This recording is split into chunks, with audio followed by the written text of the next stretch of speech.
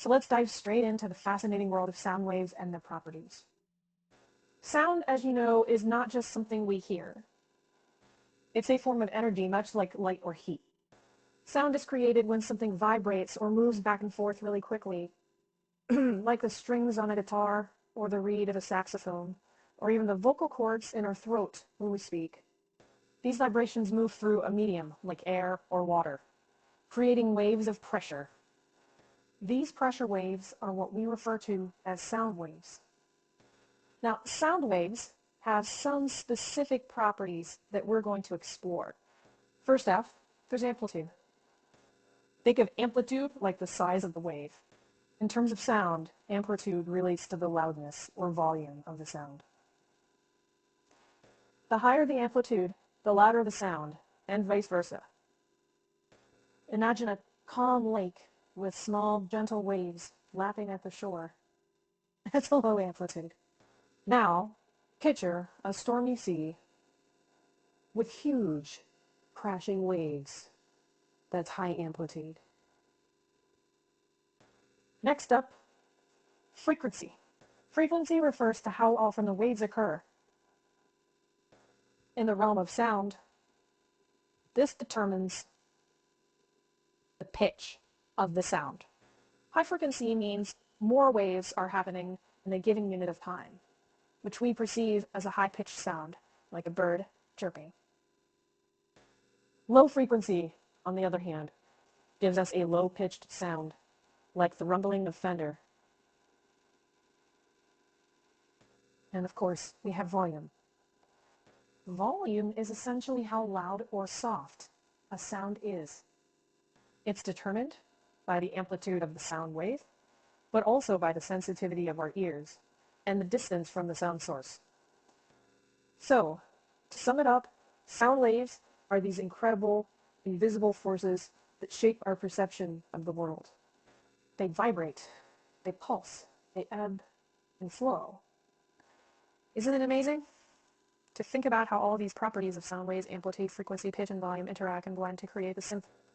Now let's move on to how our ears pick up these sound waves and translate them into something we can understand. But that's a topic for another time.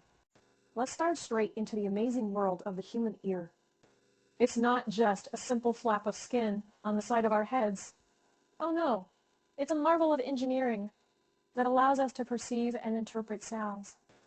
The ear can be divided into three parts: the outer ear, the middle ear, and the inner ear. Each one plays a crucial role in the process of hearing. Starting with the outer ear, it's what most people think of when they hear the word ear. The outer ear consists of the pinna, or auricle, that's the part you can see, and the ear canal. The pinna's job is to gather sound waves and funnel them down the ear canal towards the middle ear. Moving along to the middle ear, it's here where we find the smallest bones in the human body. They're called the ossicles, but you might know them as the hammer, anvil, and stirrup, or by their scientific names, the malleus, aegus, and stapes. Quite the mouthful, aren't they? These bones amplify the sound waves and send them to the inner ear. Now, the inner ear is where the real magic happens. Here we find the cochlea, a spiral-shaped organ filled with fluid. When the amplified sound waves reach the cochlea, they cause the fluid inside to ripple. This movement is detected by tiny hair cells inside the cochlea, which convert the vibrations into electrical signals. So there you have it. From the outer ear, collecting sound waves, to the middle ear, amplifying them, to the inner ear, converting them into something our brains can understand. It's a complex, finely tuned system that gives us the remarkable ability to hear. But how do these electrical signals make their way to our brain? Well, that's a story for another time. Let's continue our journey through the world of sound and hearing with a closer look at the incredible work done by our cochlea. Located in the inner ear, it's the cochlea that's responsible for turning physical sound waves into electrical signals our brain can interpret. Picture the cochlea as a sort of snail shell. It's a spiral-shaped organ filled with fluid and lined with thousands of tiny hair cells.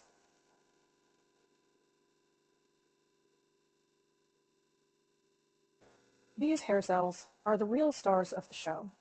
They're the ones responsible for converting sound vibrations into electrical signals. Here's how it happens. When sound waves, amplified by the tiny bones in our middle ear, reach the cochlea, they cause the fluid inside it to move. This movement, in turn, causes the hair cells to sway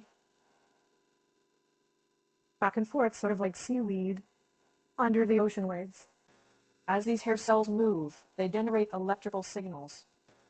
These signals are then picked up by the auditory nerve, ready to be sent to the brain. We'll talk more about that later.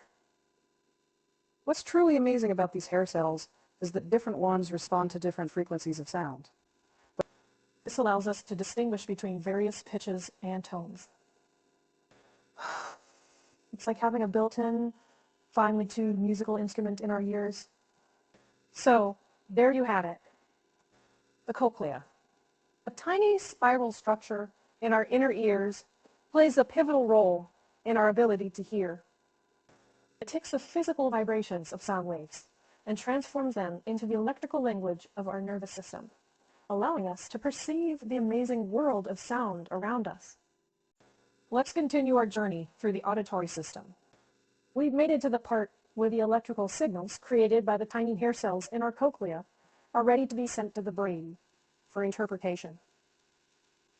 And the superhero in this part of the story is the auditory nerve. The auditory nerve, also known as the cochlear nerve, is like a superhighway for these electrical signals. Its job is to carry these signals from the cochlea all the way to the brain. And this isn't a slow journey either. It happens almost instantaneously.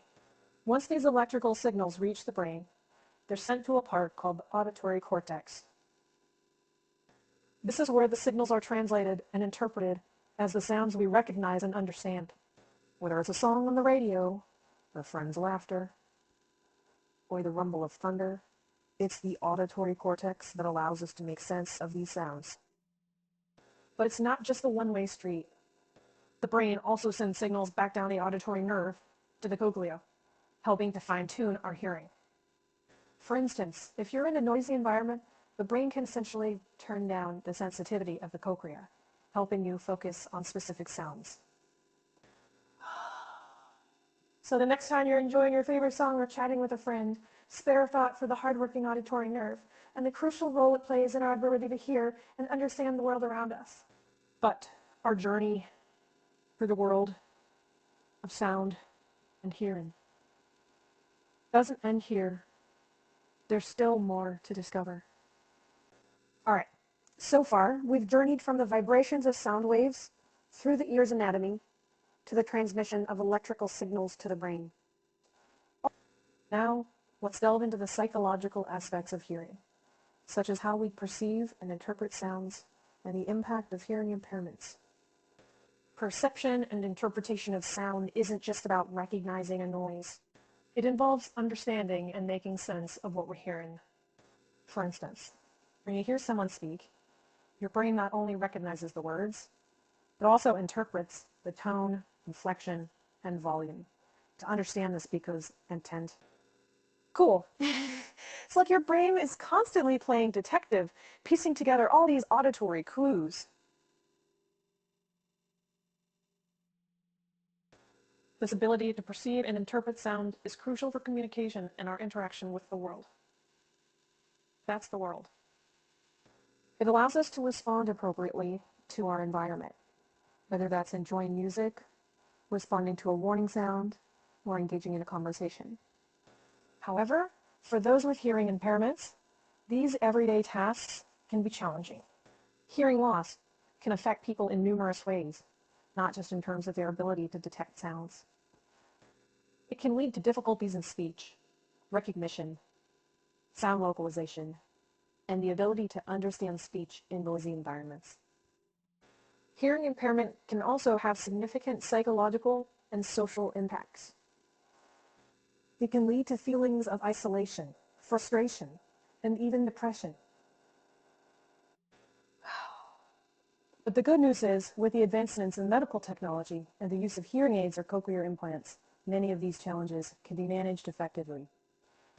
So the next time you're listening to your favorite song or having a chat with a friend, take a moment to appreciate the intricate process of hearing and the incredible work your brain is doing to interpret the world of sound. It truly is a marvel of nature.